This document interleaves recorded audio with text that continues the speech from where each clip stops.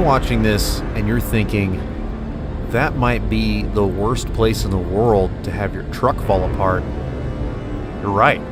Where the coil spring mounts and the track bar mounts underneath there, right in between there, the frame is cracked and the whole thing is bent up.